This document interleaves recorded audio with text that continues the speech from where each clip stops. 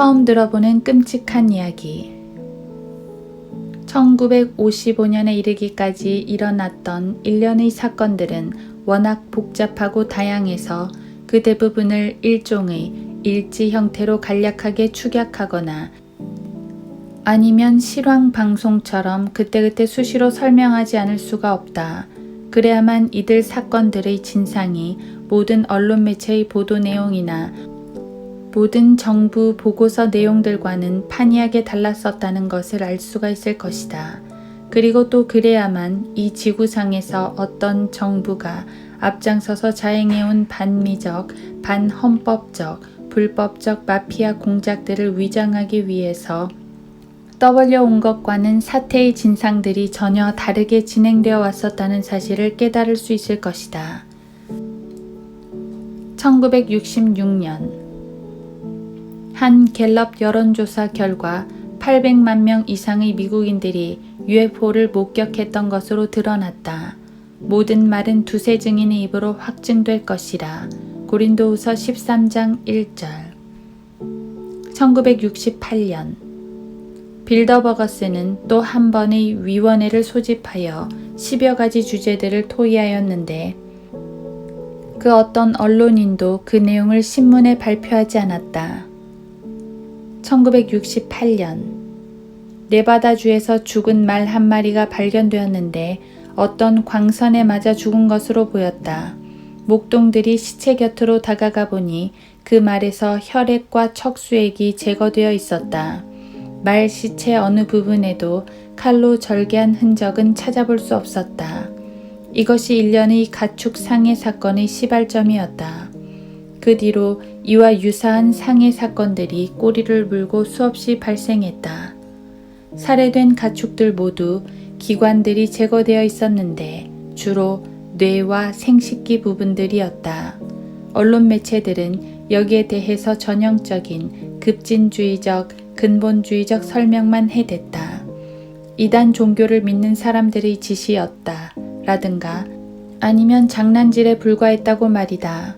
그러나 중서부 지방과 북서부 지방의 축산업자들에게는 이것이 장난이 아닌 심각한 사태였다. 1976년 6월에서 10월까지 몬타나주 한 주에서만도 22건의 가축 상해 사건들이 발생했으니 말이다. 그 이전에도 1974년 텍사스주에서 여러 건의 가축 살해 사건들이 일어났었다. 이러한 살해 사건들은 1985년경까지도 줄어들지 않았는데 바로 그 당시 순전히 우연히 때를 같이하여 인공혈액이라는 것이 로렌스 리버모어 연구소에서 제조되기 시작했다. 그 인공혈액은 뉴멕시코의 둘스로 반송되고 있었다. 둘스시는 뉴멕시코주의 한 작은 도시로 로스알라모스 북서쪽 95마일 지점 그리고 666번 고속도로에서 동쪽으로 약 100마일 지점에 있는 자카빌라 아파치 인디언 보호구역 내에 위치하고 있다. 25장의 흑백 사진을 곁들여서 백색 용지에 옵셋 인쇄된 겉장이 회색으로 된 624페이지짜리 둘스 보고서라는 책자가 있다. 이 보고서는 그렇지 프로젝트에 대한 기사도 함께 담고 있는데 둘스 프로젝트 자체는 벌써 1948년으로 거슬러 올라가 콜로라도주 포트 칼슨에 기지를 둔 블루라이트라고 명명된 프로젝트의 일환으로 시작됐었다. 컨든 박사와 CIA가 블루북 프로젝트를 시행하다가 대실패로 끝났던 곳도 콜로라도주였다. 둘스 보고서 가운데에 담겨있는 원인종에 관한 많은 세부 설명들 중 한 가지 흥미로운 내용이 있는데 그것은 UFO 비행 접시가 내뿜는 매연 속에는 반드시 질소 화합물이 형성된다는 사실이다. 이 화합물이 마치 검은 점처럼 보였다고 모든 관측자들이 입을 모아 말하고 있다. 요한계시록 13장 2절 18절. 검은 것은 아름답다. 둘스 보고서에서 제14망은 1948년에서 1961년에 걸친 미국 정부의 비밀 활동들에 관하여 기술하고 있다. 여기에는 상해를 입은 원인들과 부검 사진이 곁들여 있고 또 살아있는 외계인들이 알렌 덜레스가 이끄는 CIA의 친절한 허락에 따라 미합 중국 남서부 지역을 점거하고 있는 그들의 의도를 진술하고 있는 통신 내용을 녹음해 놓은 것이 곁들여 있다. 둘스 보고서의 내용 중 절반만 사실이다 하더라도 아이젠하워 행정부, 트루만 행정부, 케네디 행정부, 존슨 행정부, 닉슨 행정부, 포드 행정부, 카터 행정부, 레이건 행정부, 부시 행정부, 그리고 클린턴 행정부가 1996년에서 1999년까지 우리의 재산과 가족과 생명까지도 내놓아야 할 어떤 엄청난 정보를 의도적으로 모른 채 썼다는 것을 의미한다. 둘스 보고서는 구리, 몰리브덴, 마그네슘 및 칼슘 등에 대해서도 언급하고 있다. 그 기사 내용이 워낙 완벽한 의학 용어들로 가득 차 있는지라 등록된 정식 의사가 아니면 다 이해하기 어려울 지경이다. 그리고 또 이 보고서는 한 장의 차트와 이상한 도표들을 싣고 있다. 이들 내용들은 다양한 색채를 이용하여 위장함으로써 탐지를 피하는 방법, 소의 혈액이 인간에게 이용되는 방법, 인간과 소의 DNA를 조작하여 인간과 거의 유사한 생물을 창조해내는 방법, 컴퓨터와 칩 삽입 등에 대한 기사들까지 담고 있다. 레트로바이러스가 인체 세포 내에서 DNA 형태로 복사될 수 있는 물질인 RT와 함께 재생된다. 따라서 인체 세포의 DNA가 바이러스를 증식한다. 6개 그룹의 HTLV, 백혈병을 일으키는 바이러스가 1964년까지 동물 세계에서 발견되었었는데 이제는 인체 내에서도 발견되고 있다. 현재 발견되고 있는 것들은 소에서 발견되는 것들과 유사하다. 예컨대 보바인 비스나 바이러스 BVV, 이 바이러스는 에이즈 바이러스와 유사하고 그 분자량과 마그네슘 함유량이 동일하다. 이 바이러스는 침팬지에서 발견되지 않는다. 모든 인체 내의 레트로바이러스들은 놀랍게도 소와 양에서 발견되는 바이러스들과 유사하다. 추신, 피를 빨아먹는 곤충들은 보바인 비누스 바이러스, 소에서 발견되는 바이러스를 매개로 하여 양의 뇌 썩은 병을 옮긴다. 지금 당신의 가족을 살해할 임무를 띈 자들이 아마추어 풋내기 실험자들이 아니라는 사실을 알 수 있을 것이다. 이들 대학 교육을 받은 원숭이 인간들, 즉 그들 모두가 진화론자들인데 문화적 특성, 형태학적 특성, 병원체, 진단학, 그리고 미생물 박테리아 예방학 따위에 대한 토론에 관계하고 있는 것이다.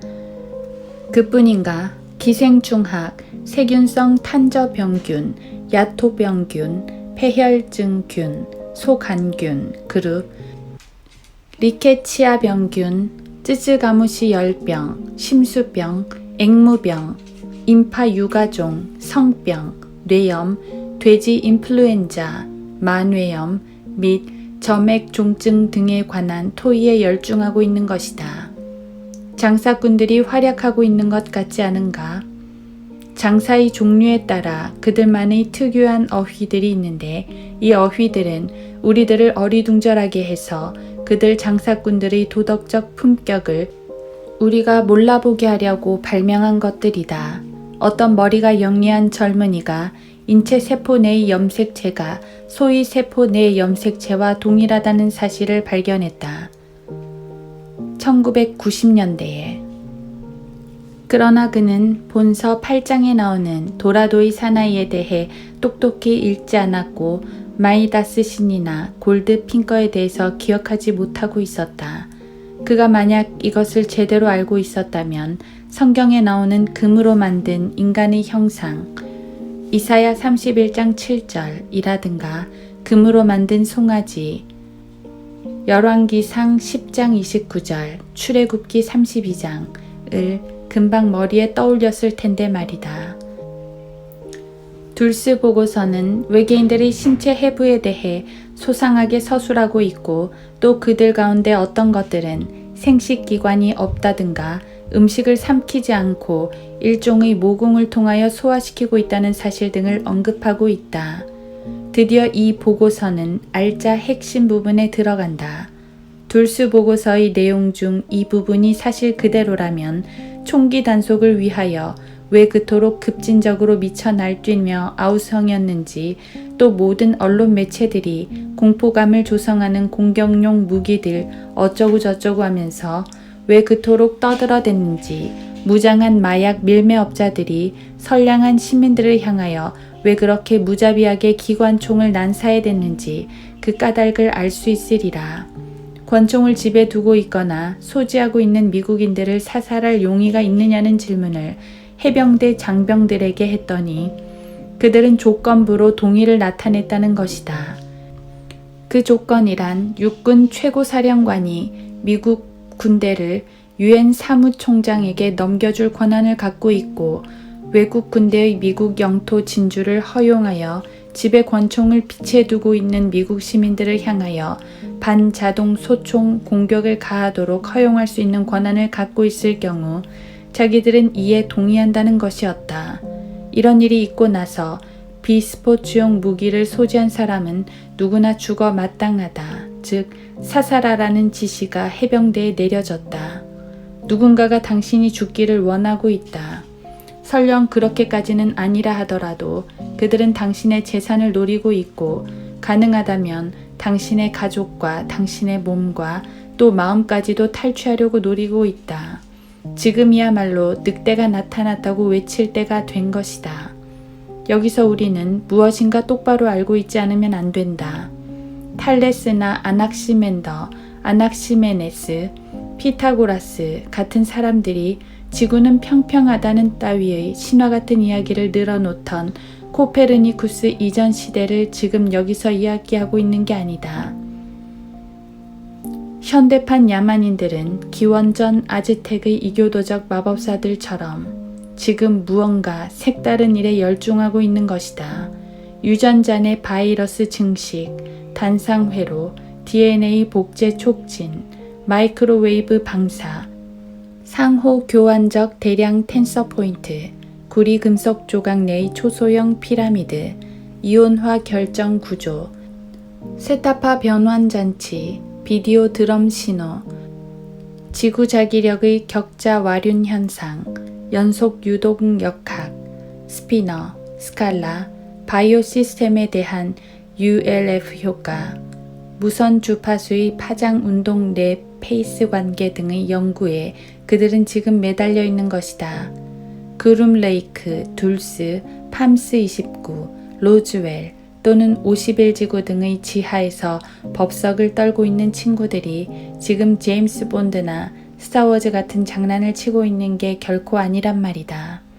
그들은 현재까지 행동 수정, 환경, 화학물질, 식품 방사능 처리, 레트로바이어스, 인구관리, 유리기, 상호 협조상의 규칙적 기능, 음식물 섭취상의 텔레파시 민감도, 입체 영상 삽입술, 집단 최면술, 세균전, 마인드 컨트롤, 형태학 분야 등에 관하여 연구를 해오고 있는 것이다. 무슨 일이 벌어지고 있는지 둘스 보고서가 전해주고 있다. 사람들이 납치되어 완전히 이용되고 있다. 생체 구성 물질의 원자들까지도. 어떤 사람들은 대형 시험관의 주황색 액체 속에 산채로 담겨 있기도 한다. 어떤 사람들은 세뇌되어 사실 왜곡에 이용된다. 정액 보유량이 많은 남성들은 살려둔 채 그들의 정액을 뽑아 DNA 조작 연구에 이용하고 타입 2라 불리는 무성 인간을 창조하는 데 이용한다. 여자들은 임신 약 3개월 만에 갑자기 유산을 당한다. 어떤 여자들은 자신이 임신한 사실조차 전혀 모르고 있고 또 어떤 여자들은 남성과의 접촉 사실을 기억하기도 한다. 임신 3개월 된 태아는 DNA 1형과 2형을 혼합하는 데 이용된다. 그 태아의 세포 구성 물질의 원자 구조가 절반 인간이기 때문에 그들은 모태 안에서 3개월 이상은 생존하지 못한다. 그래서 3개월 되었을 때 태반에서 꺼내어 어디론가 운반된다. 이게 다 사실일까? 이런 얘기들이 사실일 수 있을까? 만약 이 이야기의 4분의 1만 사실이라 하더라도 거의 40년 동안 언론 매체들은 우리들로 하여금 우리의 생명과 가족들을 잃게 될지도 모를 일에서 시선을 돌려 아무데나 다른 곳에 한눈 팔게 하려고 별짓을 다해왔다는 뜻이 된다. 그리고 또 만약 이 이야기의 4분의 1만 사실이라 하더라도 이것은 국민의 안전을 책임진 자들이 모두가 알고 보니 이 지구상에서 가장 위험한 우리 최대의 적들이었다는 뜻이 된다. 1990년, 1991년, 1992년, 그리고 1994년에 언론 매체들이 열중해 있던 일들이 모두 가슴 울렁이게 하는 오 사랑스런 그대 푸른 눈동자여 얼씨구 하는 따위였던 것이다.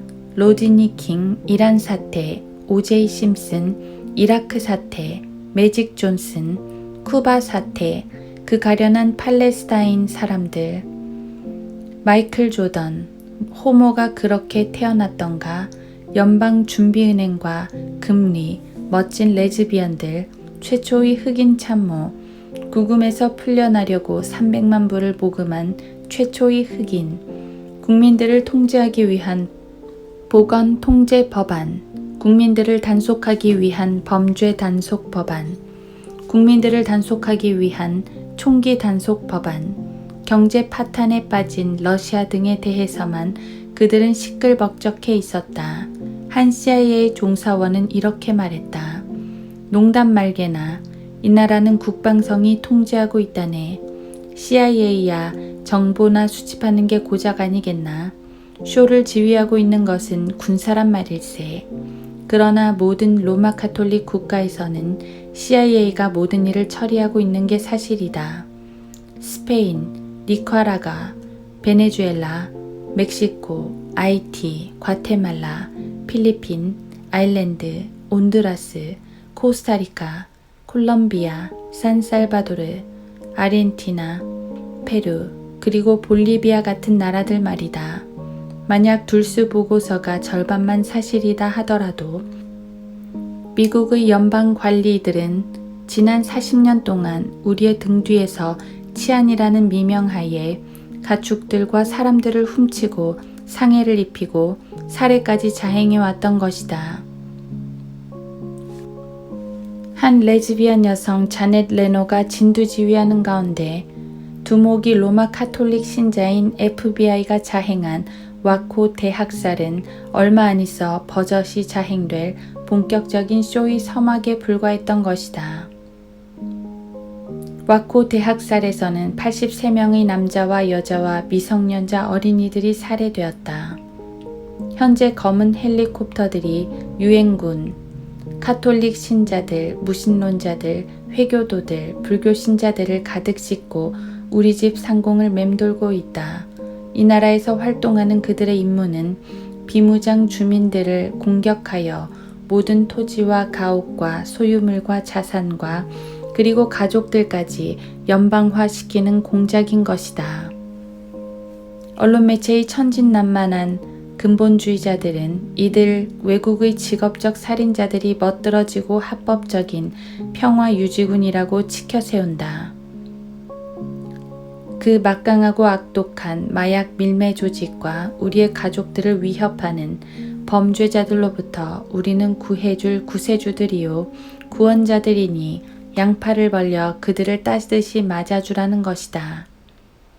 늑대다, 늑대, 늑대가 나타났다. 그러나 그 늑대는 언론이요 우리가 내는 돈으로 먹고 사는 연방정부 관리들이다. AD 500년에서 1996년까지 바티칸과 로마 사이에는 추기경의 장막이 드리워져 있다. 1945년에서 1992년까지 소련에는 철의 장막이 드리워져 있었고 중국에는 지금도 죽의 장막이 드리워져 있다. 이 중에서 철의 장막이 가장 시대를 앞서가는 첨단적인 이름이었다고 할 수 있다. 왜냐하면 쇠를 가지고 먹고 사는 사람을 두고 누구도 그를 아이언 스미스라고 부르지 않기 때문이다. 영어에 대장장이라는 뜻의 아이언 스미스라는 단어가 있긴 하지만 별로 사용하지 않고 흔히 블랙스미스라는 단어를 사용하는데 바로 이런 점에서 철의 장막이라는 말이 정체를 감춘다는 그 본래의 의미를 잘 살리고 있다는 뜻에서 필자는 첨단적이라고 풍자하고 있다. 금을 다루며 먹고 살면 그를 자연스럽게 골드스미스라고 부르고 은을 다루는 사람은 실버스미스라고 자연스럽게 부른다. 카퍼스미스도 마찬가지다. 디모데후서 4장 14절. 그런데 뉴에이지의 창시자 마담 블라바츠키의 물고기자 시대인 현대에 사는 어떤 기발한 친구가 아이언 스미스라고 하기가 부자연스러우니까 그 대신 블랙 스미스라고 부르기로 한 것이었다.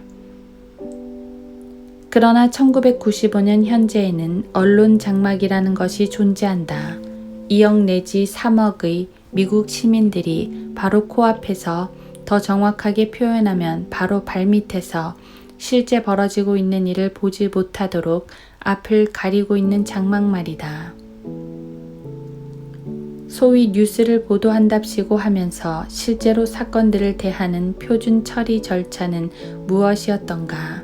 우리가 헌법하에서 소유해왔던 모든 시민권을 한꺼번에 전면적으로 완전히 말살해 버릴 수 있는 조치들에 대해서 언론들이 과거 60년 동안 한 번도 언급하지 못했다는 것은 정말 치명적인 사실이 아닐 수 없다. 1994년 3월에 마이애미 출신 한 레즈비언 여성 장군은 바른 말하기를 서슴지 않는 미국의 꿋꿋한 그리스도인 여성들이 기혼이든 미혼이든 기독교 근본주의자들일 경우 그들 모두가 잠재 테러리스트들이라고 선언한 바 있다. 자넷 레논은 법을 지키는 시민들이 경찰 국가 제4제국 건설에 앞장서 있는 자신과 클린턴주의자들에게 만약 대들면 모든 좌익분자와 근본주의적 기독교인들을 잠재 테러리스트들로 간주하게 될 것이라고 말했다. 다시 말해서 모두 잡아다가 히틀러가 원래 만들어 놓았던 보호감호소에 해당하는 수용소에다 다 집어넣겠다는 것이었다. 이러한 범죄적 메모가 언론에 보도된 적이 한 번도 없었다는 것은 물론이다. 이들은 모두 언론 장막 뒤에 숨어 있는 것이다. 그 대신 우리들은 루즈벨트 이래로 언론이 골라준 것들만 가지고 거기에 눈이 팔려왔던 것이다.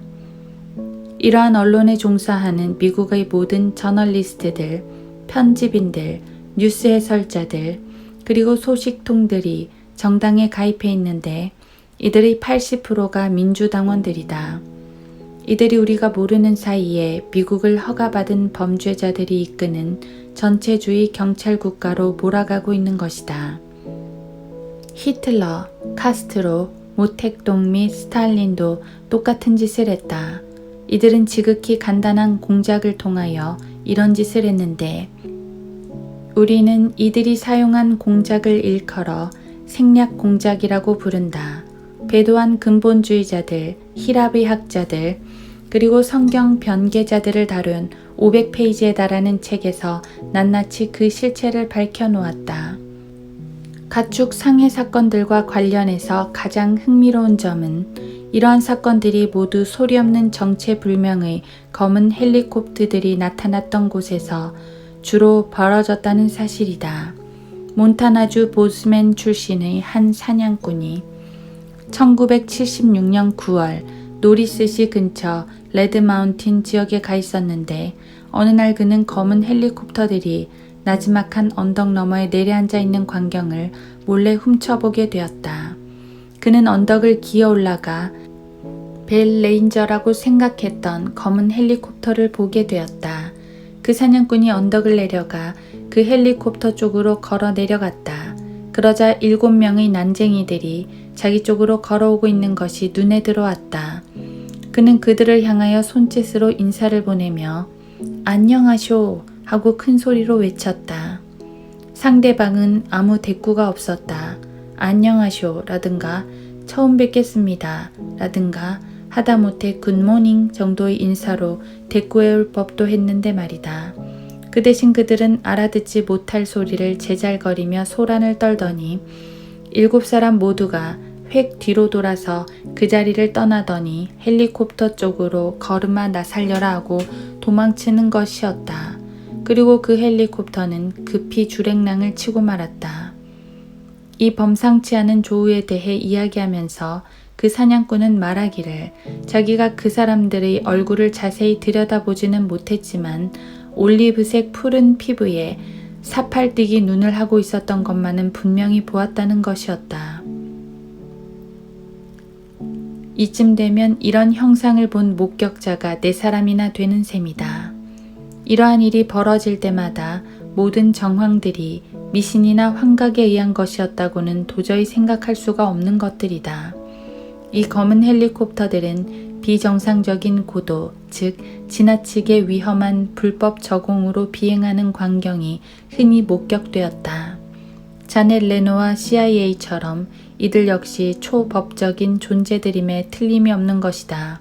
어떤 목격자들은 그들이 페인트 칠을 했거나 무엇인가를 가리고 있는 것처럼 보였다고 증언한다. 버질 암스트롱이라는 어떤 UFO 탐색자 하나가 이 검은 헬리콥터들을 사진 찍기로 마음먹었다. 그는 동료 한 사람과 함께 레이저 광선 발사 장치가 돼 있는 조그마한 장비를 카메라에 장착된 소총 개머리판에 붙여놓았다. 헬리콥터 또는 UFO를 향하여 레이저빔을 쏘아서 그것이 멈칫하는 순간 깨끗한 사진을 몇 장 찍을 수 있는 충분한 시간을 벌려는 생각에서였다. 그들은 계획을 실행에 옮겼다. 그들은 뉴멕시코의 둘스 근방 사막에 최적한 곳을 골라 잡았다. 그들이 덤불에 숨어 기다린 지 얼마 되지 않아서 비행 접시 UFO가 드디어 나타났다. 그것이 지상에 착륙하자 그들은 잽싸게 사진을 찍어댔고 UFO는 곧 이륙하여 어디론지 날아가 버렸다. 그러나 UFO가 이륙한 직후 표식을 알아볼 수 없는 헬리콥터 한 대가 접근해 오더니 그들 옆에 착륙하였다. 그리고 그 헬리콥터에서 오 맙소사 아돌프 히틀러 SS 판처부대의 검은 베레모를 쓴 무장 군인들이 나오더니 그들 곁으로 달려오는 것이 아닌가. 포도주에 만취한 마리아 만세, 창녀가 낳은 얼간이 자식들에게 축복이 있으라. 정체불명의 살인자들이 신분증을 제시하지도 않고 버질과 그의 동료 앞에 장전된 총뿌리를 들이대며 그들을 붙잡아 세우고 현장에서 체포하겠다고 으름장을 놓았다.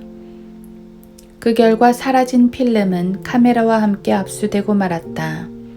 무법자들, 미국의 입법기관을 통과한 그 어떤 법률도 미국의 파시스트에게는 적용되지 않는다. 설마 미국에서 그런 일이 자행될 수 있겠느냐고. 정부가 바로 당신을 찾아 두루 다니는 늑대라는 걸 모르는가. 당신의 건강과 복지에 대하여 관심을 갖고 있다는 그 정부가 말일세. 요한복음 12장 6절에 나오는 유다를 보라. 1980년대로 거슬러 올라가 민간정보 연락망에 근무하던 노리오 하야카와는 제51지구라고 불리는 지역의 법적 경계선으로 접근했다. 하야카와는 어디까지나 공유지에 서 있었다. 그러니까 무단 침입을 한 것은 결코 아니었다. 그는 거기서 네바다주의 넬리스 공군기지 한 옆에 있는 그룸레이크 지역으로 들어가는 길목에 초소 하나가 서 있어 일종의 검문서 역할을 하고 있는 것을 보았다.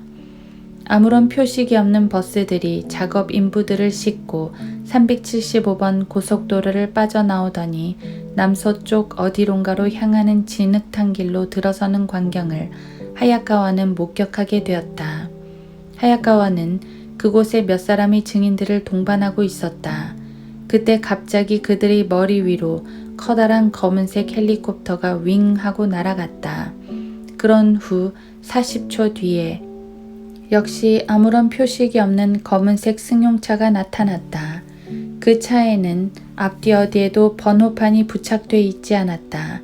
안에 탔던 사람들이 차에서 내리더니 이들에게로 다가와 총을 들이대며 꼼짝 못하게 해놓고는 카메라들을 압수하는 것이었다. 사유지가 아닌 순전히 공유지 내에서 일어난 일이었다.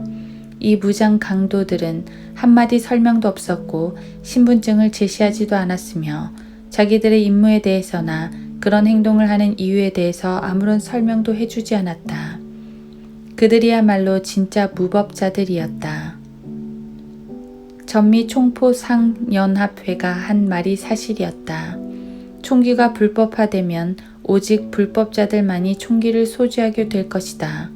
연방기관 관리들은 미국 국민이 낸 세금으로 먹고 사는 자들이다. 그런데도 이들은 그 국민들을 수탈한다. 바로 이들 연방 관리들이 무법자들인 것이다. 그래서 미국인들은 총기를 소지해 왔다. 이제는 마약 밀매업자들, 노상 강도들, 그리고 가택 침입자들, 이런 자들이 위협되고 있는 게 아니다. 진짜 위협은 우리의 대통령, 우리의 법무성, 우리의 상원 의원들과 하원 의원들, 그리고 로마 카톨릭의 앞잡이 유엔과 CIA와 FBI들인 것이다. 하야카와가 무장 강도들에게서 풀려난 뒤 그는 미국의 소리 자유 방송에 근무하는 안소니 힐더라는 사람을 접촉하였고 이 사람이 또 전미 시민자유연합에 서한을 보내어 하야카와가 당한 시민권 유린 사태가 어떻게 된 일인지 조사해달라고 요청하게 되었다. 검은 시민권법에 따라 1964년부터 시민권이 보장돼 오던 터였다. 네바다주 검찰총장이었던 로마 카톨릭 신자 키페라타 검사장에게도 서한을 보냈다. 사회정의를 확립하기 위하여 윌콕스 시 보안관, 플로리드 램 상원의원, 그리고 밥 도넌 하원의에게도 편지를 보냈다. 이들 서한에서 밝힌 내용들이 게리 슐츠에 의하여 로스앤젤레스 검찰에 정식 기소되었고 그룸레이크 설치 사령부를 상대로 군 시행령 위반, 합법적 공유지 내에서 지방 시민들의 생명을 위협한 혐의, 표식이 없는 정체불명의 검은 헬리콥터로 합법적 공공도로상에서 위협적인 행동을 가한 혐의 등으로 정식 재판을 요구하게 되었다. 그런데 이게 결국 어찌 되었는지 짐작할 수 있겠는가? 와코에서 발생한 대학살 사건을 점검해 보았는가? 거기서 어떤 일이 벌어졌는지 알고 있는가? 무장 강도들이 그중 일부는 복면을 하고 있었다. 무단 침입하여 건물 주인을 위협하고 사유 건물을 부수고 들어가 부인과 자식을 만나러 자기 집으로 돌아온 젊은 아버지를 살해하고 말았다. 그리고는 17명의 비무장 미성년자 어린이들을 향하여 군사용 체류가스 세례를 퍼부은 다음 건물에 불을 질러버렸다. 그리고 불타버린 모든 쓰레기들이 마치 자살 행위를 저지른 것처럼 꾸며놓고 83명이나 되는 사람들을 모두 죽인 다음에 이를 위해 펼쳤던 군사작전의 증거가 될 만한 어떤 것들을 깔끔히 제거해버렸다. 그 당시 전미 시민자유협회는 무엇을 했던가? 그 당시 우리의 상원의원들은 무엇을 하고 있었던가? 그 지방 군보안관은 그때 무엇을 하고 있었던가? 그때 클링턴과 그가 뽑은 레즈비언 장관께서는 무엇을 했던가? 그들은 살인자들의 등을 두드려주며 그런 일들이 앞으로도 또 있게 되리라고 예고해주고 있었다. 미국의 모든 권총, 비스포츠용 무기들을 압수하는 법안이 하원에서 가결되고 나면 말이다. 하야카와의 경우로 돌아가 보자. 상원의원 나리는 응답을 거부했다. 그는 총기 단속 법안을 추진하고 있던 인물이었다.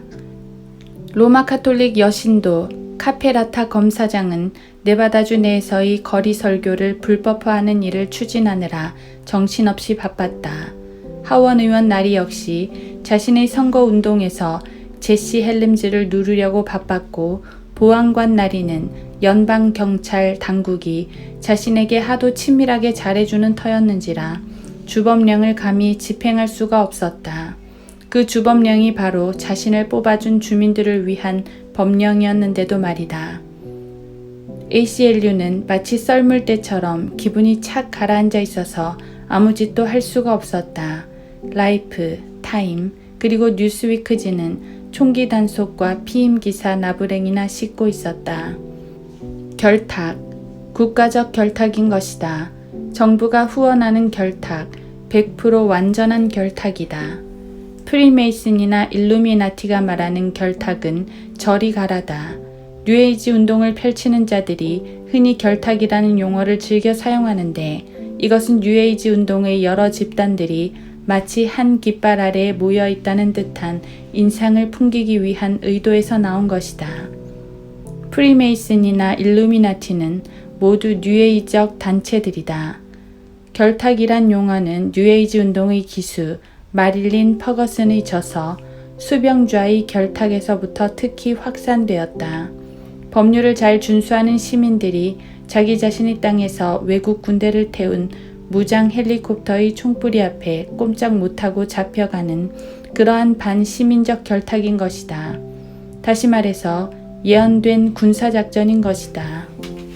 하야카와는 그룸레이크 지역 상공을 신나게 날아다니는 한 대의 UFO를 카메라에 담아 아주 훌륭한 사진들을 뽑아냈을 뿐만 아니라 또 뛰어난 비디오 촬영도 해놓았는데 이 비디오는 길이가 약 45분이나 된다. 그 가운데서 그는 우리의 치안을 책임진 녀석들에게 접근하게 된 경위를 소상하게 진술하고 있다.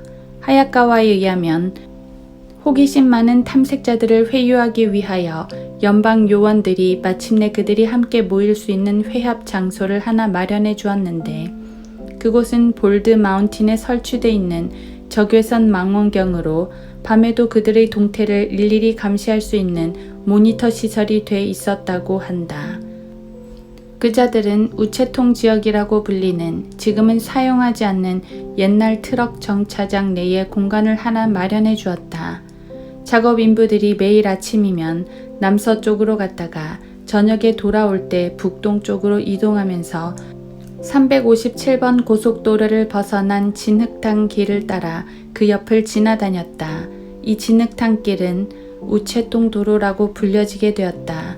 그러나 하야카와는 자신이 목격한 그리고 다른 사람도 목격한 바 있는 한 가지 사실에 대해서는 언급을 하지 않았다.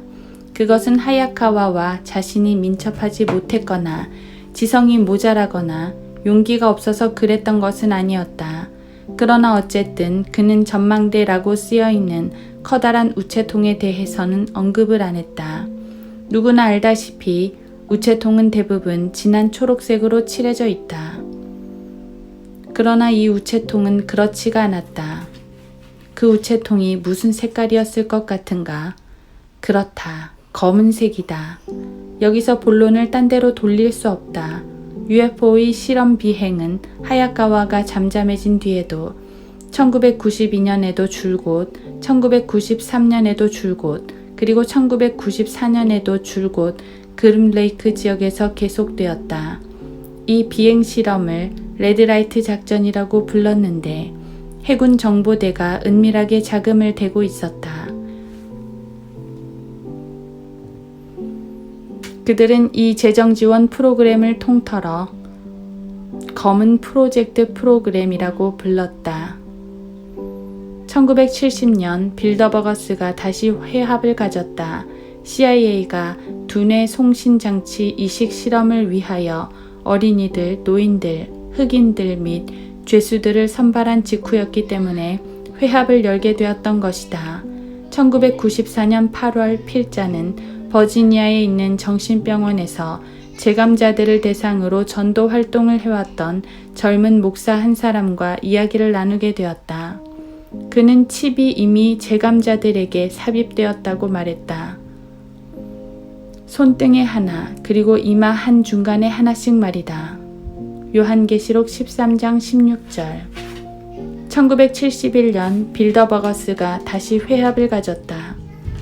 1973년 호놀룰루의 항공 음성 영상 서비스 부대에서 사진사로 일하는 로버트 윌리엄스 상사에게 1973년 7월 17일 공군 장교들이 접촉해 왔다. 그들은 상사에게 캘리포니아에 있는 팜스 29 지하기지로 함께 동행하는 임시 임무를 부여했다.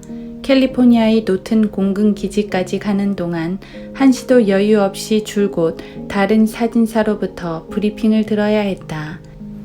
도착 후 창을 새까맣게 가린 커다란 검은색 리무진에 태워진 뒤 두 사람 모두 안대로 눈이 가려졌다. 자동차는 어디론가 45분 동안을 달려갔다. 차가 멈추자 어떤 곳 아래로 하강했다. 문이 열리자 안대를 벗겨주었다. 그들은 어떤 실험실에 들어와 있었는데 탁자 위에 외계인 세 사람이 쭉 뻗어 있는 게 보였다. 그중 두 사람은 한창 부검을 받고 있는 중이었다. 그 방에는 6명의 과학자들이 있었고 세 사람의 해병대가 경비를 맡고 있었다. 그들은 자기네들이 마치 그곳에 전혀 와 있지 않다는 듯이 한결같이 무표정한 얼굴들을 하고 있었다. 윌리엄스 상사는 외계인들의 사진을 몇 장 찍었고 또 자기가 들어와 있는 비행 접시 내부도 찍었다. 그는 외계인들이 푸른색 유니폼을 입고 있었고 피같이 생긴 혈액을 갖고 있었는데 다만 그 색깔은 초록색이었다고 말했다. 그들의 몸 색깔은 짐작해보라. 검은색이었다. 1974년 텍사스주에서 동물 살해 사건이 여러 건 더 발생했다. 1974년 유럽 공동체가 사용할 공동시장 컴퓨터가 로마 카톨릭의 벨지움에 설치되었고 그것을 그 짐승, The Beast 라고 명명했다. 요한계시록 13장. 이 컴퓨터에는 바티칸으로 통하는 케이블이 연결돼 있었다. 이 컴퓨터를 로마 카톨릭 교도 할릭 엘더만 박사가 제막했다. 빌더버거스는 1975년에 또 회합을 가졌다. 1978년 영국에서만도 3,000건의 UFO 관측 보고가 접수되었다. 3,000명의 관측자들 모두가 미합중국의 공군, 국방성 수뇌부, 법무성, CIA, 로마클럽, CFR, FBI, 그리고 미국의 모든 주요 대학 교수들로부터 환각을 본 사람들로 매도되었다. 1979년 가축 살해 사건 문제를 토의하기 위한 회의가 열렸다. 이 도살 행위로 말미암아 축산업자들이 연간 200만 불의 손실을 입고 있다는 사실이 이 회의에서 밝혀졌다. 그러나 축산업자 어느 한 사람도 정부기관으로부터 단돈 1원 보상받지 못했다. 그건 고사하고 그들은 회의장에 불청객들을 맞아들이게 되었는데 회의 도중 검은 복장을 한 사람들이 이 회의장에 나타났던 것이다. 이 자들은 토의에 끼어들지 않고는 듣고만 있었다. 그들은 미국의 축산업자들이 가축 절도와 살해에 대해서 얼마나 알고 있는지를 알아보려고 거기에 와 있었던 것이다. 1980년 피터 조단이라는 관심 많은 조사자 한 사람이 일단의 심령술사들을 불러놓고 그들에게 살해된 가축들 사진들과 둘스, 제51지구, 팜스 29, 넬리스 미사일 기지, 그룸레이크 지역 등의 지도를 들여다보도록 했다. 그들은 정신신경과 의사들이 환자에게 실시하는 로우샤흐 검사와 어딘가 유사한 일종의 반응 검사를 받고 있었던 것이다. 이 검사에서 그들이 나타낸 구두 반응이 어땠는지 필자가 여기에 옮겨놓겠다. 두 사람이 짐승 한 마리를 놓고 작업 중이다. 길고 두툼한 물건이 경정맥에 삽입돼 있다. 형광계와 연결돼 있고 일련의 심각한 미국인 재산 침해다. 이름들 킬만, 메이스, 플랜토, 켈만. 이 동물은 며칠 전에 죽었다. 구연산을 주입했을 가능성. 솜씨가 능란한 과거의 군인이었던 사람. 어떤 부분이 다른 부분보다 빨리 부패하고 있다. 체내에 전해질 과부하 상태. 카민. 호바트 회사가 여기에 개입돼 있고 스펙트로 포토미터 형광 계기판과 연결된 선 DK라는 심볼 마크, 반짝이는 검은색 나일론 낙하복, 예리한 수술칼, 다량의 혈장을 뽑아낸다. 인파액 같기도 하고 두 사람이 동물에 매달려 작업 중이다. 등. 도대체 왜 연방 관리들이 남의 소를 죽이면서 이따위 골치 아픈 문제를 일으키고 다니는 걸까? 이런 따위 얘기에 우리가 지금 쓸데없이 놀아나고 있는 것은 아닐까? 에스겔 1장 10절과 10장 14절에서 크룹이라는 단어가 소, 카우라는 단어와 동의어로 쓰여지고 있음을 알 수 있다. 아론이 금송아지를 만든 까닭이 바로 여기에 있었다. 1998년의 우주시대 의사들이나 과학자들보다 성경이 500 내지 4000년 앞서 있지 않다면 호도나무가 북극 땅에서 자랄 수 있을 것이다. 자유의 땅이요, 용감한 자의 고향 미국에 사는 자유국민을 위하여 헌법이 생명과 자유와 행복을 추구할 권리를 보장하고 있거늘 그러한 국민의 소유가 분명한 가축들을 연방정부기관의 관리들이 제멋대로 엉망을 만들고 있지 않은가. 가축 살해 현장에서 생전 처음 보는 어떤 물건이 사람들의 눈에 띄는 걸 보면 글쎄 올시다. 누군가 관리들이 개입돼 있는 게 틀림없다. 반짝이는 검은 낙하복을 입은 과거의 군인이었던 사람이 그만 실수로 미국 군사용 메스를 현장에 떨어뜨려 놓은 것이 발견된 것이다. 가축 살해 사건은 어떤 군사작전과 관련돼 있다는 것이 분명하다. 그러나 MJ12 팀이 지구에 외계인이 와 있다는 것을 알게 되었을 때 그들은 레티 같은 제3의 존재와의 우호적인 만남을 철저히 홍보하였기 때문에 우리들은 이러한 군사작전이 아마도 ET 같은 우리의 다정한 이웃들이 하는 짓쯤으로 여기게 된 것이다. 1979년 전자신분증 연구인가 뭔가 하는 이야기가 나오더니 뉴멕시코의 로스알라모스에서는 그 삽입을 위한 연구가 한 국립연구소와 함께 시작되었다. 1980년 8월 8일 보안대가 뉴멕시코 알부쿼크 근처의 코요트 캐년 도로상에서 수색작전을 벌인 결과 한 대의 비행 접시를 찾아냈다.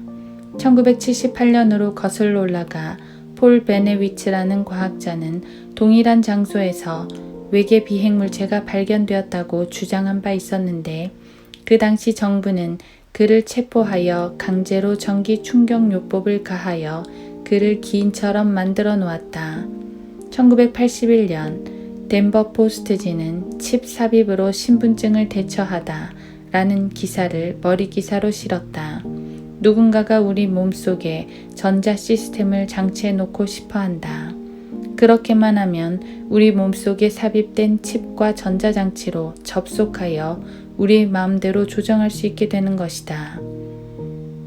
우리의 동작을 정지시킬 수 있을 뿐만 아니라 장거리 전화로 제잘되는 것까지도 중단시킬 수 있을 뿐 아니라 그들의 생각을 우리에게 주입하여 우리 스스로의 선택과 결정까지도 마음대로 조정할 수가 있게 된다.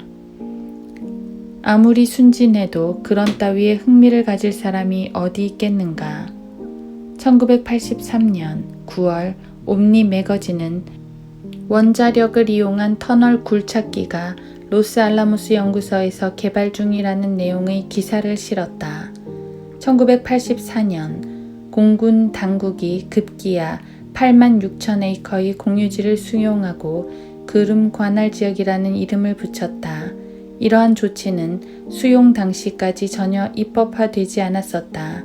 그런 일이 있고 나서야 어떤 결탁 공모자가 HR 4932호 법안과 SL 2657호라 불리는 시행령을 통과시켰다. 1985년에는 그름 마운틴 관할 지역 내에 토지를 소유하고 있는 성난 지주들이 네바다주의 칼리엔드시에서 공개 청문회를 열었다. 이 청문회 내용을 홀림젠 마버사가 녹음을 했다. 이 녹음 테이프에는 두 사람의 공군 대령, 레시 대령과 스미스 대령과 한 지주, 아비스 시한 사이에 오간 재미있는 대화 내용이 담겨 있다. 미스 시한은 시민들이 공유지위를 지나다닐 때 어째서 총부리 앞에서 제지당해야 하는지 그 이유를 캐묻고 있다. 당신네가 그 땅을 소유하고 있는 것도 아닌데 거기서 접근하는 사람들을 어떻게 통제할 수 있단 말입니까? 레시 대령은 이 질문에 대한 답변을 회피하고 스미스 대령에게 넘긴다. 스미스 대령은 법에 따라 그 땅을 채택하였다고 대답한다. 그들이 수용할 당시까지도 그 토지 수용법은 제정되지 않았었다. BLM, 국토관리청이 BLM 소유 토지에 접근 허가를 내준다고 그가 말한다. 우리 땅은 BLM 소유지가 아니란 말이에요. 하고 미스 시안이 응수한다. 이에 대해 스미스 대령은 맞아요. 하지만 우리가 그 땅에 접근하는 것은 하고 말하자 미스 시한이 가로막고 대든다. 왜 당신은 우리 땅에 접근 운운하는 이야기만 하는 겁니까? 우리가 알고 싶은 것은 어떻게 군대가 국가 치안이라는 미명하에 이 나라의 자유를 보장하는 모든 법을 어기고 우리의 접근을 막으면서 우리들에게 총을 들이댈 수 있느냐 이겁니다. 우리가 멍청이들이거나 뭐 그래서 그러는 겁니까? 나는 정말이지 이걸 알고 싶단 말입니다. 이 질문에 대한 레시 대령의 답변 내용은 전형적인 20세기의 대학 교육을 받은 거짓말투성이 위선자를 대표하는 것이어서 여기에 꼭 소개할 필요가 있다. 그 질문은 수사학적이군요. 그 질문은 적법한 답변을 요구하는 것이 아니므로 답변되지 않을 것입니다. 이것이 그의 답변이었다. 너희 뱀들아, 독사들의 세대야, 어떻게 너희가 지옥의 저주에서 피할 수 있겠느냐? 1. 그 대령은 거짓말쟁이였다. 2. 그 대령은 위선자였다. 3. 그 대령은 겁쟁이였다. 4. 그 대령은 자신의 직업적 본분을 저버린 자였다. 그에게는 답변할 수 있는 근거가 아무것도 없었다. 그는 무단 침입죄와 반역죄를 범했다. 그는 진실을 말할 만한 용기가 없어서 바른 대답을 할 수가 없었다. 그는 바지가랑이 속에 머리를 쳐박고 있는 겁쟁이였다. 1985년 10월 콜로라도주 스프링스 근처의 공유지 2만 1000에이커가 갑자기 강제 수용되어 아리스 농장 연방 소유로 둔갑했다. 언론 매체는 이에 대해 아무 말도 없었다. 연방기관이 누군가에게 2만 1000에이커의 미국 땅을 무상으로 양도해 준 게 분명했다. UFO 노드롭 기지가 테하차피 산맥 동부 기슭 근처에 있는 사유지에 자리 잡고 있다. 두 개의 얼굴을 갖고 겉다르고 속다른 말을 하는 표리부동한 공군 당국에 약간의 문제가 생겼다. 목장 간판 한 면에는 사유지 무단 침입 엄금이라고 분명 쓰여 있는데 또 다른 면에는 유독한 시설물 설치 위험 지역임, 시한 화물이 들어있음. 이 시설물들은 미합 중국 정부 소유물임이라고 쓰여 있는 것이다. 이 사유지 경고 간판에 미합 중국 농무성이라는 표시가 붙어 있다니. 1987년 영화 스타워즈가 제작되었다. 이 영화 한 편으로 43억 불이나 되는 거금을 쓸어 모았다.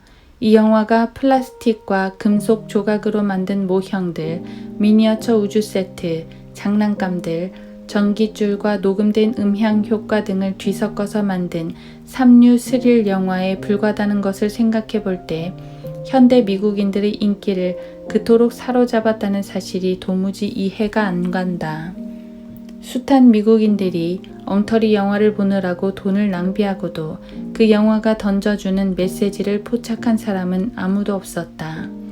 그 영화가 던지는 메시지들이란 인간과 동물, 그리고 기계들이 모두 한 통속이 될 수 있다는 것이었다. 이것들이 모두 밀접한 관계가 있다는 것이었다. 플라톤과 아리스토텔레스, 그리고 금을 창조하려고 애썼던 중세 암흑 시대의 연금술사들이 갖고 있던 생각도 바로 이것이었다. 어떤 신이 이미 영원히 존재하는 우주를 취하여 거기에서 공기와 물과 불과 흙을 창조하였다고 그들은 믿었던 것이다.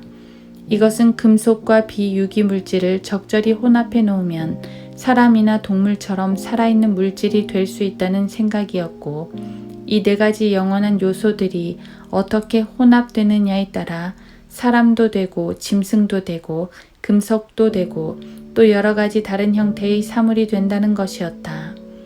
그름 레이크, 둘스, 그리고 제51지구에서 진행되고 있는 일들을 모태로 삼아 이 영화를 만드느라고 그들은 바삐 돌아갔다. 그리고는 중세시대의 연금술을 부활시켜 놓았던 것이다. 스타워즈에서 진짜 인간이 등장하고 사람 행세를 하는 짐승과 사람처럼 생긴 로봇, 거기다가 진짜 같은 소화전 또는 슬롯 머신이 등장하는 것을 볼 수 있을 것이다. 로봇은 금빛으로 돼 있다. 1987년 같은 해에 산호세 머큐리지는 그 당시까지 국제적인 규모의 아편 거래를 뒤에서 조종하고 있던 CIA의 예산 계획에 대하여 짤막한 기사를 흘렸다.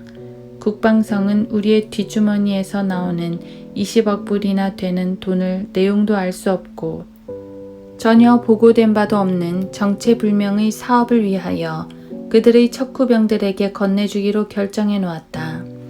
그들은 이 횡령 자금에 대하여 정말 멋들어진 암호명을 붙여 놓았다. 그들은 그것을 검은 예산이라고 불렀으니 말이다. 1987년 같은 해, 한 여인이 둥그렇게 생긴 검은 비행물체 사진 한 장을 공개하면서 이 사진이 NSA 국가보안부에서 입수한 것이라고 주장했다. 1988년 필자의 본적지에서 6마일밖에 안 되는 플로리다주의 걸프 브리즈 상공에 비행하던 물체로부터 무슨 액체 같은 것이 조그마한 운동장에 떨어졌다.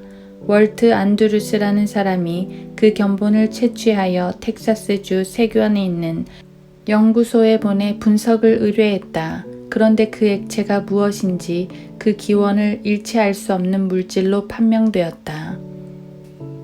1988년 같은 해 그 유명한 해골협회 출신 부시 대통령은 사용하지 않고 있는 군사기지들을 활성화하여 수용소로 전환함으로써 점점 증가하는 죄수들을 거기서 살도록 하는 것이 미국인들을 위해서 참 좋은 생각이라고 말했다.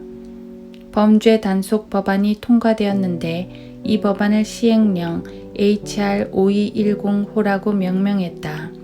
그러나 이 범죄 단속 법안은 1994년 마이애미 출신의 한 레즈비언 자넷 레노에 의해서 다시 제기되어 1994년 8월에 하원을 통과했다.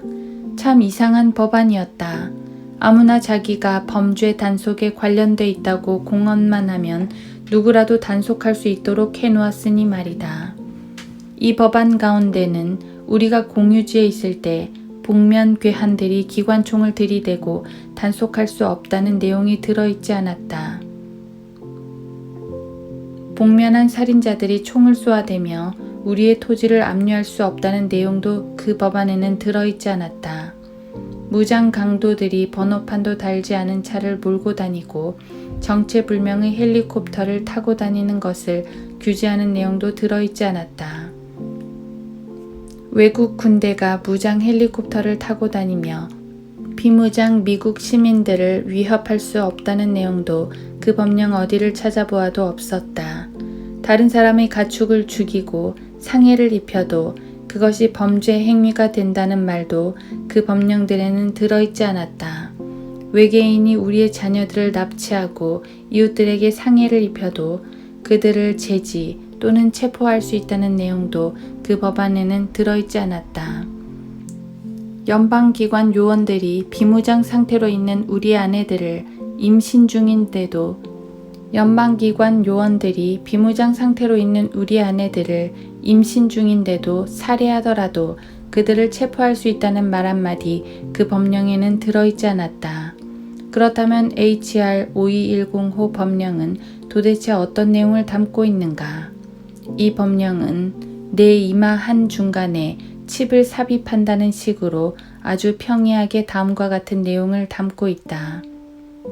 클린턴주의자들과 연방기관 내의 뉴에이지 관리들은 언제라도 우리 가옥과 땅과 소유물 그리고 은행 통장을 압류하기로 마음만 먹으면 그들은 아무런 사전 예고도 없이 한밤중에라도 그렇게 할 수 있는 합헌적인 권리가 있고 또 익명의 제보자로부터 날아든 확인되지 않은 소문만으로도 그렇게 할 수 있는 합헌적인 권리가 있다는 내용으로 이 법령은 되어 있다. 이 법령은 2번 집행되었다. 한 번은 아이다호주 보아스시의 백인 분리주의자에게 또 한 번은 텍사스주 와코시의 종교적 광신자들에게 집행되었다. 이 두 경우 모두 희생자들은 자신의 사유지 내에서 자기 할 일들을 하고 있었고 희생자들 가운데 그 누구도 관리들과 언론 매체에서 뒤집어 씌운 혐의들 중 단 한 가지도 죄가 없었던 것으로 판명되었다. 이 법령 집행 과정에서 400명의 무장 군인들이 11일 동안 난동을 벌인 끝에 위버 부인과 14세 소년 보아즈를 살해했고 그 살인 행위를 지원하기 위해서 납세자들은 1100만 불의 돈을 부담해야만 했다. 와코시에서의 학살극이 끝난 뒤 마이애미의 레즈비아는 비무장 여자들과 어린이들을 향하여 군대 탱크와 네이팜탄이 장착된 헬리콥터, 특별 기동 타격대, 자동화기, 불도저, 체류탄 및 적외선 장비 등을 동원하여 공격해 놓고는 그녀의 군부대가 엄청난 세력에 대항하여 위험한 매복지로 걸어 들어간 용감한 부대였다고 허풍을 떨었다. 그녀는 아돌프 히틀러처럼 거짓말을 했다. 그 도살 현장의 모든 증거들을 말끔히 쓸어버린 후 생존자들은 불법 무기들이 있는 현장에 있었다. 는 죄목으로 체포되었다. 그러나 그 불법 무기란 것이 도대체 어떤 것들이었는지 한 번도 공개 전시된 적은 없었다. 1989년 시터스 회사는 연구원들이 DNA 복사 물질을 얻기 위하여 유전 물질에 접근하는 것을 승인했다. 누군가가 유전자를 엉망으로 만들어 놓고 있었다. 1989년 같은 해 2월 26일 윌리엄 쿠퍼와 존 리언은 536명의 하원 의원들에게 고발장 4본을 발송했다. 그 고발장은 앞에서 20페이지에 걸쳐 우리가 살펴본 내용들을 담고 있었다. 그들은 겨우 2통의 회신을 받았지만 그 뒤 아무런 조치도 취해지지 않았다. 그 고발장은 실험들에 앞서 공청회 한 번 열지도 않고 10명의 환자들에게 이질적인 유전자를 사용한 불법적인 사례들을 주로 고발하고 있었다. 창세기 6장 1에서 4절. 같은 해 1989년 CIA 내의 마약 중독자 대책센터는 어떤 습관적 마약 때문에 골치를 앓고 있었다. 코카인이 담긴 화물 한 덩어리를 운반하던 C5 갤럭시 수송기가 델라웨어의 도버에 착륙하고 DEA 마약 단속국 측에서 그것을 인수해 간 뒤 하루 만에 사라지고 말았던 것이다. 와켄후트 보안회사라는 CIA의 사설회사가 보안을 맡고 있었다. 1989년 아주 획기적인 진전이 있었던 해였다. 14년 동안 좀 뜸하던 가축 상해 사건이 다시 고개를 들고 나왔다. 그런데 이번에는 소나 양 또는 염소나 말이 살해되는 사건이 일어날 때마다 거의 예외 없이 그 현장이 송전선이 지나가는 곳이거나 변전소 근처라는 사실을 관측자들이 주목하기 시작했다.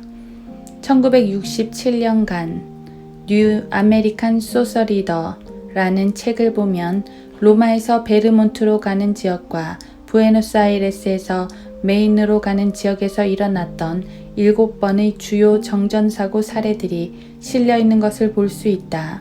이 정전사고들은 모두 UFO 목격 사례와 동반해서 발생했다.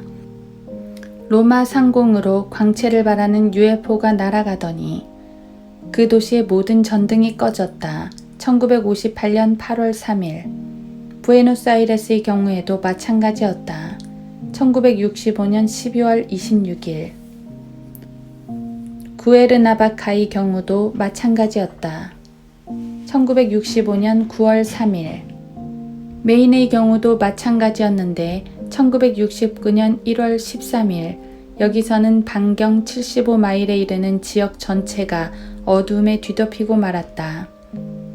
1959년 8월 17일에도 1965년 12월 2일에도 같은 일이 발생했다. 1965년 11월에도 다른 세 곳에서 같은 일이 발생했다. 근본주의자들의 언론 매체는 이 집단 정전 사태들을 그 특유의 이름으로 불렀다. 그들은 그것을 블랙아웃이라고 불렀던 것이다. 이들 블랙아웃 사태가 번번이 발생하던 시기에 태어난 세대들에게 신문은 또 이상한 이름을 붙여주었다. 펜사콜라 뉴스저널지는 1994년 9월 4일자에 1960년대에 출생한 세대를 X세대라고 불렀다. 이 기사는 한술 더 떠서 그 세대의 번호까지 붙여놓고 있었다. 그 번호 숫자가 뭐였는지 짐작해 보려고 할 필요도 없다. 그것은 13이었다. 1776년 이래로 이 세대가 13번째 세대라는 게 그 핑계였다.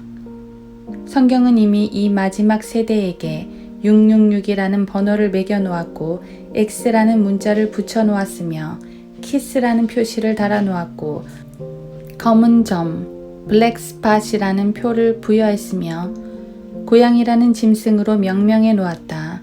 이게 벌써 AD 100년에 해놓은 일이다. 성경이 만약 그 어떤 언론 매체보다 1900년을 앞서가지 못했다면 성경은 그저 한 권의 책에 지나지 않을 뻔했다. 그렇지 않은가? 그 유명한 666이란 숫자를 한 예로 들어보자. 멍청이 미신적인 도로공사 친구들이 뉴멕시코주 갤럽에서 콜로라도주 듀랑고까지 뻗어나간 666번 도로를 건설할 당시 계시록 18장 18절을 읽고 있었다고 짐작하는가? 그들은 이 666번 도로를 건설할 때 아큐레타 메사 지역을 지나 유타주, 아리조나주, 뉴멕시코주, 그리고 콜로라도주가 서로 접경하고 있는 둘수 기지를 관통하여 건설하였다. 이 지역은 미국의 다른 어떤 지역들보다도 UFO들과 UFO 승무원들 및 UFO 착륙 장면 등에 대해서 집중적으로 보고가 들어오던 중심지였다. 이번에는 13이란 숫자를 예로 들어보자. 성경을 들고 죄인들이라는 말이 맨 처음 나오는 곳을 한번 찾아보라. 창세기 13장 13절이다. 자, 이번에는 다른 곳으로 옮겨서 요한복음 13장 13절에서 유다 이스카리옷에 대해 무엇이라고 말씀하고 있는지 보라. 666이라는 숫자는 에스라 2장 13절과 역대기하 9장 13절에서도 나오는데 39권 13 곱하기 3으로 이루어진 구약은 저주라는 말로 끝을 맺는다. 갈라디아서 3장 13절을 조사해보라. 그 표와 짐승들, 그 짐승, 그 이름, 그 숫자, 그 문자, 그리고 그 표시가 나오는 곳이 바로 또 계시록 13장이다.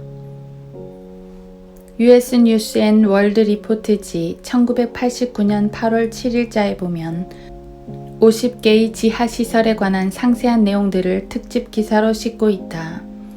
이 지하시설들은 클린턴 집단을 뽑아놓은 현재 이미 완성돼 있는지라 스타워즈가 진짜 터지는 날이면 법을 준수하며 살아가는 주민들은 모두 도살당하고 있는 동안 그 전쟁을 선동했던 악당들은 그 지하기지 안으로 안전하게 숨어 들어가 있을 것이다. 지하 터널들은 네바다에 있는 보안 경비대들이 시험지대라고 이미 이름을 붙여놓았다. 1989년 11월 19일 USN 월드 리포트지는 그 지하시설 안에서 현재 어떤 일이 진행되고 있는가에 대해서는 한마디도 언급하지 않으려 한다. 이 신문이 감히 보도하기를 꺼리는 내용을 네바다주의 머큐리시에 사는 한 전기기사가 흘렸다. 이 사람에 따르면 우리가 인심 좋게 CIA에 넘겨준 20억 불이라는 자금의 일부가 제임스 본드 스타일의 거대한 병원 안에 스테인레스 스틸 벽과 엘리베이터를 건조하는 데 사용되었고, 외계인들의 자그마한 회색빛 시체들이 바퀴 달린 들것에 실려 터널 내 이곳저곳으로 왔다 갔다 하고 있다는 것이었다. US 뉴스 앤 월드 리포트지가 기사에서 진짜 빠뜨린 내용은 현재 지하시설이 제임스 본드식 스타트렉 시나리오에 맞추어 건조되었다는 사실이다. 듣기만 해도 기가 찰 정도다. 발다말 발레리안이 펴낸 매트릭스에 의하면 미국 남서부와 서부 지역은 땅 아래에 다음과 같은 것들이 장치되어 있다고 전한다. 일체식 배관 처리 시설, 참수된 머리들을 담아둔 항아리, 엘리베이터 암호 작동 장치, 컨베이어 시스템과 제어 본부, 외계인 배양 시설들, 외계인 태아를 담아둔 양수주머니, 주황색 액체 속에 둥둥 떠있는 생물들, 액체 처리용 통들과 카메라들, 염색체 변환에 의한 돌연변이종들, 손바닥만한 크기의 청회색 인간의 영아들, 5피트짜리 유리 시험관들, 액체 처리용 방광들과 배양 시험관들, 큼직한 청색 고깃덩이가 잠겨있는 진동 물통들, 인공 두뇌학 기술 시설들, 델타 기술 응용 MK 울트라, 인간과 비인간 물질 요소 간의 상호 반응 시설, 지구의 시간 흐름 밖에서 움직이고 있는 잡종 인종들. 그 어떤 언론 매체도 지하 터널에 관하여 뭔가 언급할 경우 그들은 그 안에서 무슨 일이 진행되고 있는가에 대해서는 언급을 회피하는 주의심을 잃지 않는다. 예를 들면 증인들이 지하 터널 안에서 목격했다고 말하는 다음과 같은 것들 말이다. 소위 환각에 빠져있는 미신적인 정신병자 UFO 광들에 의하면 살아있는 미국인 어른들과 어린이들의 육체들이 여러 가지 종류의 액체 속에 담겨진 채 갖가지 단계의 가사 상태나 냉동 상태로 있는 것을 보았다고 전한다. 1989년에서 1995년의 기간 동안 총기 단속법 같은 곳에나 매달려 있는 모든 상원의형 나리들은 유괴나 살인 행위를 돕는 보조원들이었단 말인가. 주민들로부터 비스포츠용 무기들을 몽땅 빼앗고 싶어하는 까닭을 알만도 하다. 3억 인구의 미국 국민들의 재산과 정신과 생명을 파괴하려는 이 은밀하고 비밀스러운 음모에 백인 노동자들이나 시골뜨기들, 성경 지지자들, 그리고 우익 근본주의자들은 개입돼 있지가 않다. 여기에 개입돼 있는 사람들 가운데 그 누구도 12제자들 가운데 7제자의 이름도 되지 못하는 자들이고 이스라엘 12지파 중 6지파 이름도 제대로 되지 못하는 자들이다. 그 무리들 가운데 어떤 자도 성경이 어떤 번역본이든 어떤 판이든 상관없이 히브리어 4장, 6장, 10장, 베드로후서 3장, 요한계시록 2에서 3장, 9장, 11에서 12장, 17장, 19장, 잠언 4에서 6장, 에스겔 16, 23, 28, 45에서 47장, 다니엘 11에서 12장, 재판관기 5장, 시편 18, 78, 110편, 이사야 5, 9, 11, 14, 52, 53, 65, 66장, 창세기 3, 6, 9, 12, 22, 24, 37, 49장, 그리고 요한복음 3, 8, 10, 13, 14, 16, 19장 등을 설명하거나 해석하지 못하는 자들이다. 이것이 20세기의 공통어인 영어로 쓰여진 성경에서 출현한 49장이다. 과거 500년간 그 어떤 철학자나 과학자나 물리학자들 20명이 저술하여 인쇄되어 나온 책 20종의 도서 판매량 전체를 합친 것보다 더 많이 팔린 한 권의 책 말이다.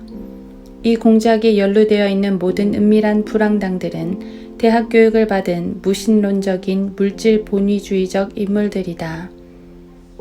로마 가톨릭 신자들은 성경이 말씀하고 있는 내용을 더 이상 믿지 않는 실질적인 무신론자들이다.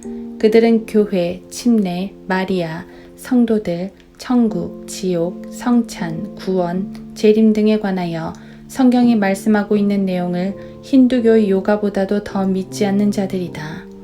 CIA가 현재 인간을 직접 실험에 이용하는 일에 열중하고 있다는 사실을 도저히 믿지 못하겠다면 그들이 진행하고 있는 일렉트로닉 마인드 컨트롤에 관련된 5가지 프로젝트와 공군이 프로젝트 2가지까지 합쳐서 연구를 좀 해보라고 권하는 바이다.